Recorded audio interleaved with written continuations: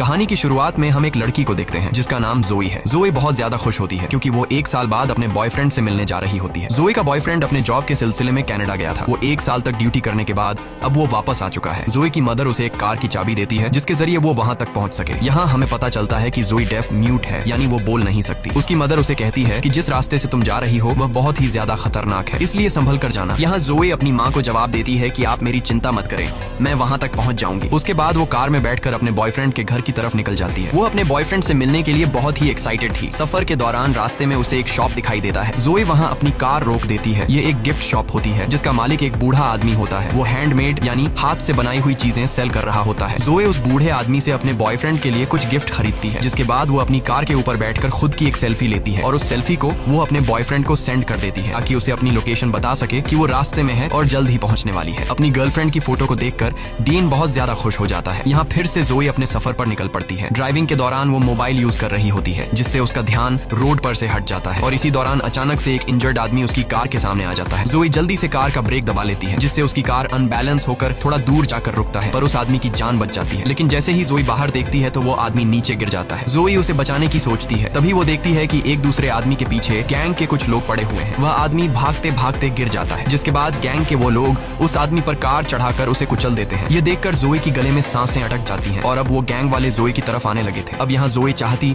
तो वो car start करके उनसे भाग सकती थी, लेकिन जोई ऐसा नहीं करती। वो उस इंजर्ड आदमी की हेल्प करना चाहती थी जो कि रोड पर पड़ा हुआ था, इसलिए वो जल्दी से कार से बाहर आकर उस आदमी को अपनी कार में बिठाती है। इससे पहले कि वो यहाँ से निकल पाती, वो गैंग वाले लोग वहाँ पर पहुंच जाते हैं। ये लोग जोई को पकड़ लेते हैं और उसे परेशान करने लगते हैं और फिर वो उसकी आंखों के सामने उस इंजर्ड आदमी को बहुत बुरी तरीके से मार डालते हैं। यह देखकर जोई बहुत ज्यादा डर जाती है और वो वहाँ से भागने लगती है। लेकिन उस गैंग का जो लीडर होता है जिसका नाम ट्रे है, वो जोई पर निशाना लगाता है और गोली सीधा जोई की लेग पर मारता है ताकि वह भाग न सके। गोली लगने के बाद जोई वहाँ पर गिर जाती है। फिर ये लोग जोई को अपने साथ एक अड्डे पर ले जाते हैं जहाँ यह लोग जोई को एक बेड पर कंटीले तारों से बांध देते हैं, जिससे वह कंटीले तार जोई के हाथों में घुस जाते हैं। वह लोग जोई को बहुत बुरी तरीके से टॉर्चर करते हैं और जोई दर्द में तड़प रही होती है। दूसरी तरफ जोई का बॉयफ्रेंड परेशान होता है कि इतना वक्त हो गया है और जोई अभी तक घर नहीं आई, इसलिए वो जोई को बार बार मैसेज करता है, लेकिन जोई की तरफ से कोई रिप्लाई नहीं आता। तभी उसकी जोई की तरफ से भेजी गई लास्ट फोटो पर नजर पड़ती है। उस पिक्चर में उसे एक बोर्ड नजर आ रहा था और उस बोर्ड से उसे जोई की लास्ट लोकेशन पता चल जाती है। वह फौरन पुलिस को कॉल करता है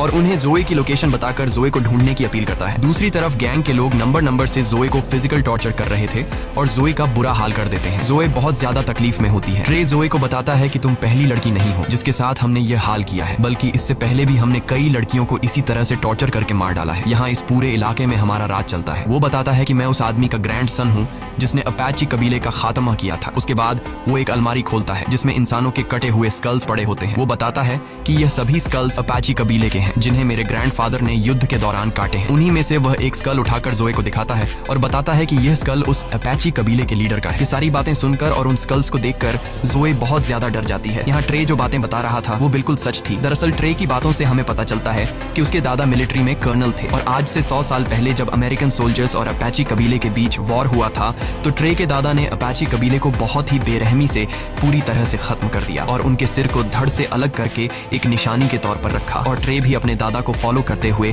बेगुनाह लोगों पर जुल्म करता है। कुछ देर बाद उन लोगों को पता चल जाता है कि जोई बोल नहीं सकती, इसलिए उनमें से एक लड़का कहता है कि अब हमें इसे और तकलीफ नहीं देनी चाहिए, अब हम इसे मार देते हैं। लेकिन गैंग का लीडर ट्रे कहता है कि इतनी जल्दी नहीं, मुझे उसे और भी टॉर्चर करना है। फिर इस बात पर उन दोनों की शर्त लगती है और ये दोनों ताश खेलने लग जाते हैं। ट्रे कहता है कि अगर ये गेम में जीत गया तो फिर मैं जो चाहूँ उस लड़की के साथ कर सकता हूँ और अगर तुम जीते तो फिर तुम इसे मार देना। उसका साथी ट्रे की बात पर राजी हो जाता है और ये लोग गेम खेलने लग जाते हैं। ये सारी बातें दूसरे रूम में बंधी जोई भी सुन लेती है। जोई समझ जाती है कि अगर वो यहाँ बंधी रही तो आखिर में उसे फिर भी मरना है, इसलिए वो क्यों ना यहाँ से भागने की कोशिश करे। जब ये लोग गेम खेलने में मसरूफ होते हैं तब दूसरी तरफ जोई जैसे तैसे करके उन कंटीले तारों से खुद को छुड़ा लेती है और चुपके से उस जगह से निकलने लगती है। दूसरी तरफ ट्रे का दोस्त गेम जीत जाता है, जिसका मतलब कि अब जोई को मार दिया जाएगा। वो एक चाकू लेकर जोई को मारने जाता है। जब वो उसके रूम में पहुंचता है तो वो देखता है कि जोई खुद को छुड़ाकर भाग चुकी है। अब वो जोई को ढूंढने लग जाता है और दूर से जोई को देख लेता है। जोई को पकड़कर कई बार उस पर चाकू से वार करता है, जिससे वहीं पर जोई की मौत हो जाती है। अगले दिन वही बूढ़ा आदमी जो सड़क के किनारे पर हाथ की बनाई हुई चीजें सेल कर रहा था, वो अपने डॉग के साथ घूम फिर रहा होता है। तभी उसका कुत्ता सूंघते हुए वहाँ एक डेड बॉडी के पास पहुंचता है जिसे जमीन में गाड़ दिया गया था। वो आदमी जब उस डेड बॉडी को निकालता है तो उसे पता चलता है कि यह तो वही लड़की है जिसने कुछ दिन पहले मेरी शॉप से सामान खरीदा था। उसके बाद वो आदमी जोई की बॉडी को अपने घर ले आता है और कुछ जड़ी बूटियों को मिलाकर दवाई बनाता है और उसके जख्मों पर लगाता है। यहाँ पर हम यह जान पाते हैं कि यह बूढ़ा आदमी भी उसी अपाचे कबीले से बिलोंग करता था। यह बूढ़ा आदमी कुछ मंत्र पढ़ता है जिससे वो जान जाता है कि उन जालिमों ने कितनी बेरहमी से इस बेचारी लड़की को मार डाला है। जिसके बाद यह बूढ़ा आदमी ब्लैक मैजिक करने लग जाता है। वह कुछ मंत्र बोलकर रिचुअल करने लगता है ताकि जोए की बॉडी में दोबारा से सोल आ सके। कुछ देर बाद जोए की बॉडी अचानक हवा में उठ जाती है। असल में उसके अंदर सच में कोई सोल आ चुकी थी। जोए का चेहरा बहुत ज्यादा डरावना हो गया था। उसकी आंखें काली हो गई थी और वह उस बूढ़े आदमी पर अटैक कर देती है। लेकिन जल्द वह बूढ़ा आदमी जोए पर कुछ फेंक कर उसे बेहोश कर देता है।